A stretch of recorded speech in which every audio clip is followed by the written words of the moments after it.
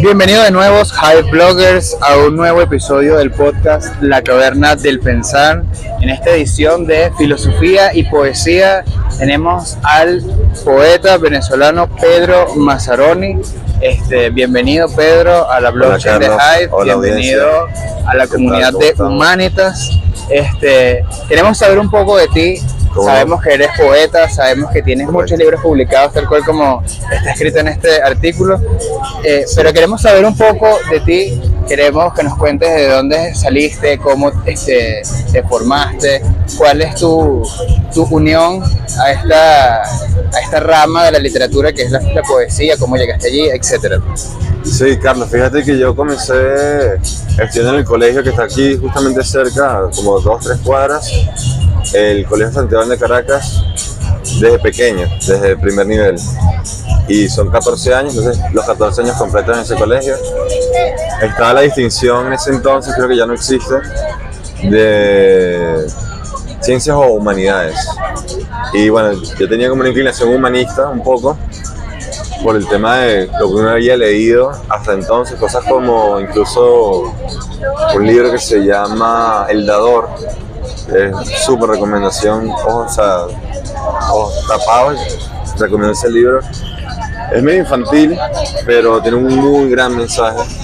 Y es algo así como un 1984, pero para infantil, que en vez de descubrir como que el amor en el 84 del libro, descubren la música, que es así como un tipo de libertad pues, que adquieren las personas. Y me fui por ciencias. Como yo, curiosamente sí. En mi colegio también estaba como esa distinción. En principio existía ciencias y humanidades. De hecho, después mi colegio mismo lo cortó y empezó a hacer bachillerato como una especie de mixto. O sea, tú veías psicología, filosofía y tal, pero también veías física y química, entonces salí como integral, puedo decirlo así. Pero sí existía esa distinción. Qué loco que a pesar de esta inclinación te fuiste por el área científica. ¿Por qué esa inclinación? Sí, no, y en verdad, bueno, mis padres son ingenieros y te puedo decir que se me daba bastante la matemática, excepto los números imaginarios. Ok, qué problema, ¿no? Ya eso sí, números irreales. Lo detesto, men, ya eso no es lo mío. No es matemática. Y física bien, química fino, men, a mí el tema de la orgánica más que todo. La última, la de quinto año, las enlaces. Y bueno, si es por eso los laboratorios, ahí en el colegio había microscopio, tubo ensayo, pipeta, bureta, propeta, etcétera, y entonces uno con de llevar la bata te dejan entrar, entonces no hay más que hacer. Y del resto terminé el bachillerato ahí en Santiago. Yo quería como estudié ciencias de ingeniería civil. Ok. Pero no sé, maquinó más la opción, sino que dije, bueno, psicología va a ser. Y entonces puse en la UCAP los papeles, no quedé por ser de ciencias y mi promedio es como 14, 15, que o sea, es bajo pero no es tan bajo, digamos, como el promedio, pues, el promedio del promedio. Pues. Exacto, está ahí. Sí, y es que ese colegio es muy exigente también. Sí, entonces, sí. Y también la UCAP se ponía muy exigente. Recuerdo que antes del 2016, 2015, que fue también cuando yo entré, antes de ese periodo, pues entrabas era por nota. O sea, yo no sé por qué quedé en filosofía, pero porque yo también fui como, te dije, por algo integral, pero quedé en filosofía. ¿Qué es lo que tú te fuiste? Sí, filosofía es más bien ahorita lo que quiero estudiar ahorita, o sea, a lo que por lo menos un posgrado. Al menos algo complementario. Complementaría yo con filosofía. Yo vi filosofía en la carrera que al final estudié comunicación social. Ok. Ahí en la Monte Ávila. Y filosofía se llamaba Realidad y Conocimiento. El profesor excelente, el profesor Francisco, que la primera clase se quedaba callado, así, y nos quedaba viendo así, y no decía nada. Hasta que alguien preguntaba, y que, profesor, ¿va a dar la clase? Y el loco, esas preguntas, y entonces hacía las preguntas filosóficas al comienzo, y ya nos enganchaba, claro. Así todos nos perdíamos. Y bueno, nada. Increíble. Bueno, ya por ahí hay una unión de lo que te gusta con la filosofía. Sí. Bueno, en el colegio también hice un curso de filosofía en cuarto año. La profesora Ana Teresa, para la gente de ciencias. Ana Teresa Valladares, Ana Teresa Rodríguez. Creo que Rodríguez. Ana Teresa, una profesora blanquita, pelo amarillito, catrita. Pero que muy delicada. Total. Creo que ella me dio a mí literatura norteamericana en la universidad. Ella fue una electiva. Sí. Yo siempre lo he dicho y lo sigo sosteniendo. Esa materia, que a pesar de que fue electiva, me cambió la vida, porque yo no tenía mucho nexo a la literatura. Claro, cuando uno entra en los beats, en la filosofía beat y los Kerouac, Ginsberg y... Te cambia por completo. Ves que ellos tienen películas, ¿sabes? Sí. O sea, hay documentar el hecho y tú te puedes perder en elucubraciones de que si viajan a México, que si entonces están cruzando todo el país y eso. Y los carros, el pedo de los carros. Sí, manejar 1000 casi, entonces... Sí. La verdad es que es un tema bastante complejo, pero el trascendentalismo que se ve allí, la filosofía que se ve allí, sí, cómo no. Es muy, muy interesante. Bueno, es posguerra también, ¿no? Sí. ¿Sabes? Entonces es un tema bastante complejo. Y bueno, nada, ahí comencé a tener una libreta y hacía unas preguntas que sí, bueno, ¿quién vendió el mundo? Clásica de canciones de Nirvana y eso, sí. Y cosas que sí, porque ¿cómo vamos a hacer que mi país mejore si el libre albedrío nos deja ser todos igual como somos?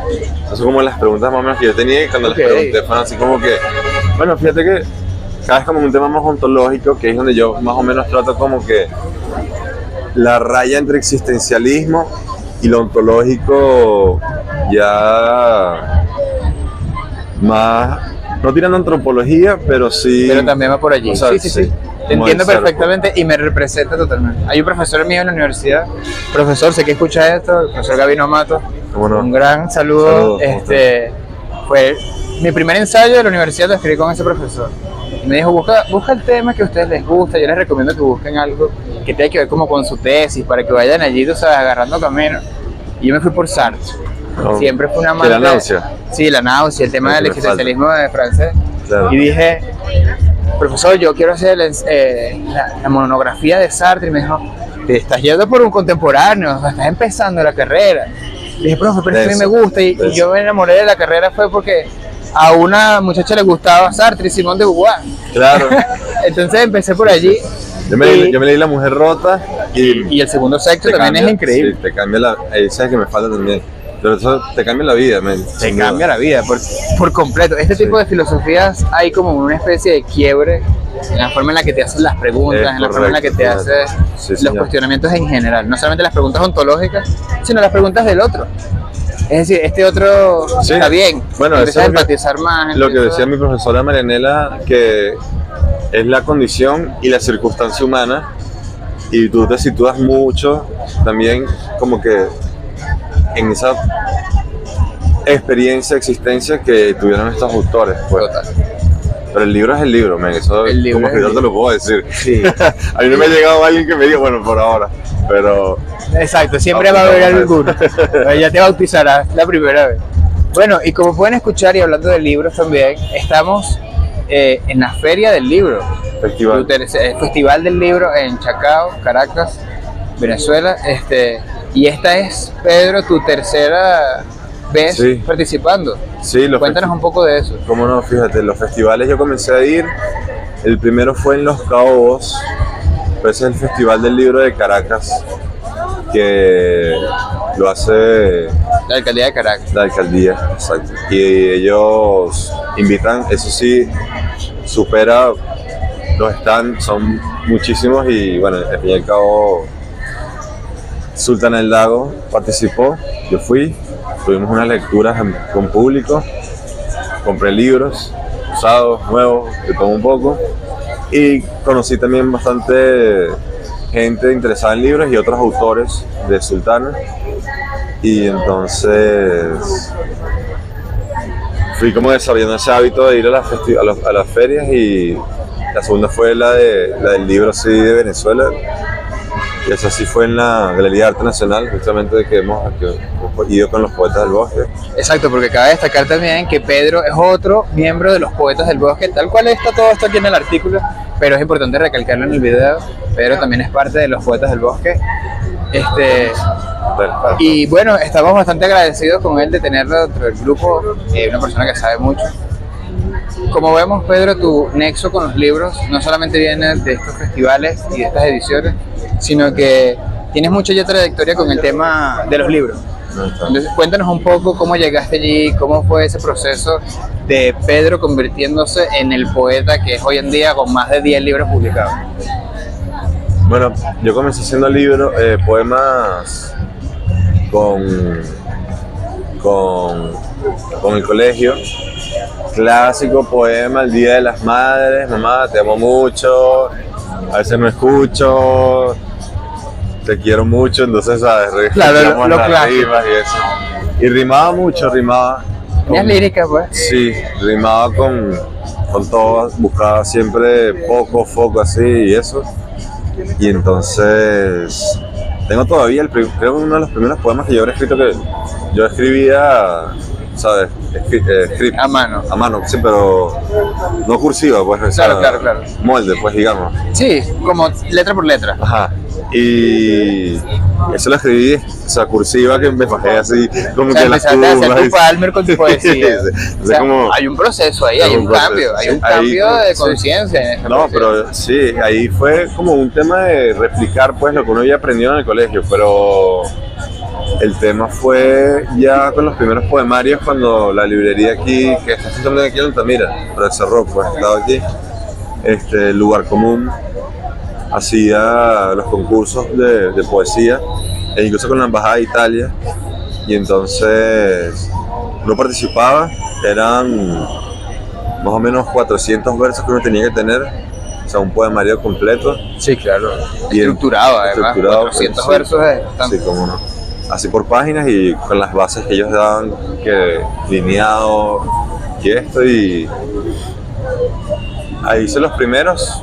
Habré comenzado con uno que llamé 11, la sombra de la llave, que está en el primero, y el primero ahorita tiene 10, 11 y 12, 10, 11 y 12, 33.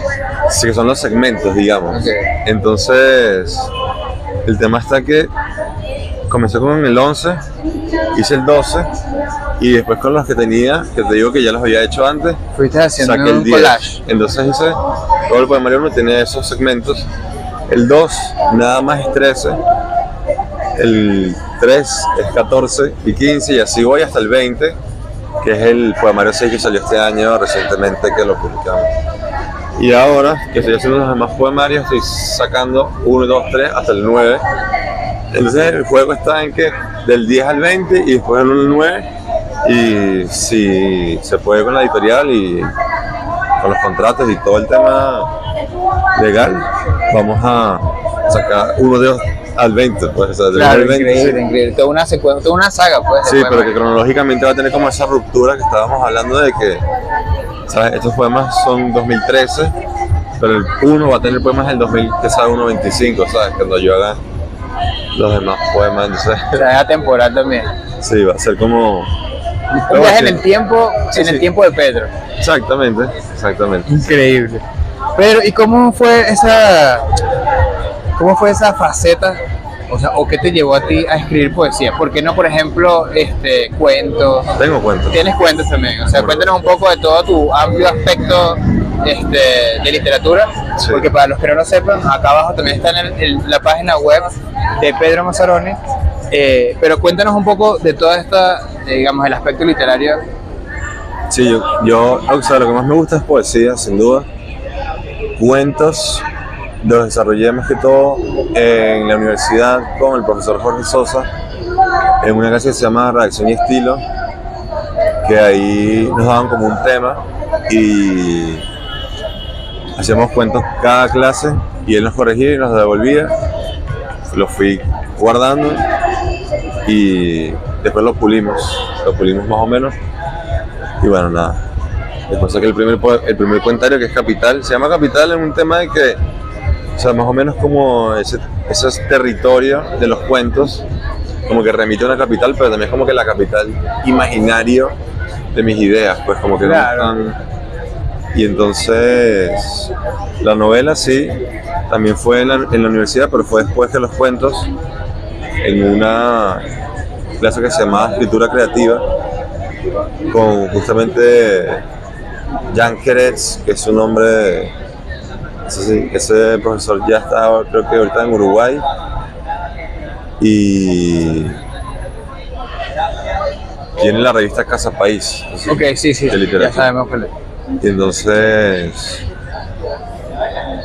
la primera novela, otro alguien más, yo solo, gente que la hizo en grupo, al fin y al cabo, corrigiendo y puliendo clase tras clase, terminamos de hacer la premiación y gané. Pero ese es un premio en la universidad que, bueno, Bueno, pero igual vale. es simbólico. El Pues, sí. simbolismo también es importante. El premio era justamente El pájaro que da cuerda al mundo, Ok. de Murakami, un libro como de 1000 páginas que yo sí me lo leí poco a poco, pero Con calma, con sí, prudencia, asimilando. ¿En qué anda Pedro hoy en día? ¿Qué se puede decir que anda Pedro hoy en día? Porque ya sabemos que está escribiendo, sabemos que está con una conexión muy grande de la editorial Sultana del Lago, pero ¿en qué está Pedro hoy en día? bueno, justamente llevo ya casi 2 años trabajando en insumos médicos con un amigo del colegio que también estoy en mi misma universidad. Okay. Hacemos de todo un poco, pero más que todo material quirúrgico, que es equipos de J para irrigación, cánulas de Yankauer, hacemos trampas de Lukens, barrilitos, frontobac, y o sea, como son 2 empresas, la segunda vende válvulas de hidrocefalia, traídas de Brasil. Y bueno, yo hago inventario, pedidos, mover material. Claro, estás ahí en logística básicamente. Sí, como asistente más que todo. Exacto. Exactamente. Increíble. Y bueno, y el resto escuchando música. Todo el tiempo. Porque, bueno, el trabajo es medio tiempo, entonces... Ok, te da chance de tu creatividad, de generar. Estoy leyendo ahorita, imagínate que estoy leyendo La República de Platón. Sí, yo por ahí vi algo, y justamente sí. ahí voy. ¿Cómo es la filosofía de Pedro? ¿Cuál puedes decir tú o cómo nos puedes compartir? Para que sepas, Pedro, este podcast, La Caverna del Pensar, se hace en una comunidad específicamente de filosofía para los blockchain de Hive. Okay. Entonces, ¿cuál es la filosofía de Pedro Mazzaroni? Carlos, el señor Luis, el señor Carlos. Una filosofía está muy difícil. Ahí es cuando nos dividimos en lo diacrónico y lo sincrónico. Ok. Muy a lo de Levi-Strauss. Sí, sin caer en temas estructuralistas, de justamente si estamos haciendo la literatura bien o escribiendo bien filosofía. Okay. Pero bueno, decírtelo así a vos, Populi, sería algo así como un tema de... Volvemos al libre albedrío, que yo siento que ahí es donde está como que la base de todo, pero sin ser determinista, en el sentido de que igual tú puedes ser libre, pero ¿sabes? A lo griego de que, ¿sabes? Edipo, marico, ¿sabes? Vas a terminar haciendo eso, ¿me entiendes? O sea, no hay manera que te escape. Sino un libre albedrío que como que tampoco llega a ser un tema como de ir a una institución y desarrollarte, porque no es un tema de que hay una institución en la que tú puedas como que, ahí es donde como es medio diacrónico, ¿sabes? Sí, como claro. Que, coño, vas haciéndolo, ¿sabes? Con lo que tienes a la mano, pues. Y la parte sincrónica sí sería ya un tema más de, o sea, llegar a, en estos tiempos, tener una academia tan avanzada, con por lo menos un premio Nobel de filosofía cada año, que bueno, o sea, hay que como que seguir la huella, pero nosotros ahorita estamos en unos tiempos en los que, o sea, lo ecológico sería sería como que el meollo del asunto, si queremos hablar de un asunto, un problema global, pues. sí, como mundial y eso. Pero es como lo que te decía, ¿sabes? Le decía ahorita, estábamos hablando aquí los autores, que el poema que yo te digo que la manzana cae y se pudre. Lo que te quiero decir cuando la manzana cae y se pudre es que la manzana se cae y se pudre pero tiene una semilla dentro. Y la semilla saca un árbol. Entonces es como que hay que dejar pudrir esa manzana, ¿me entiendes? Como que, ¿por qué no agarras un mango? ¿Por qué no agarras un... Todo, o sea, todo lo que se pueda pudrir, esa pudrición vamos a sembrarla. Bueno, vamos a aprovecharlo en micelio. Exactamente. Cualquier cosa por micelio. En el sentido de que, como que, cuando hablamos del tema ecológico, es como que, no, ahorita tenemos que agarrar, comernos la manzana, llegar a la semilla y sembrarla, sino como que fíjate que tienes que dejar que se pudra la manzana, ¿no? Pero claro, ya no hay árboles, o sea, que manzanas.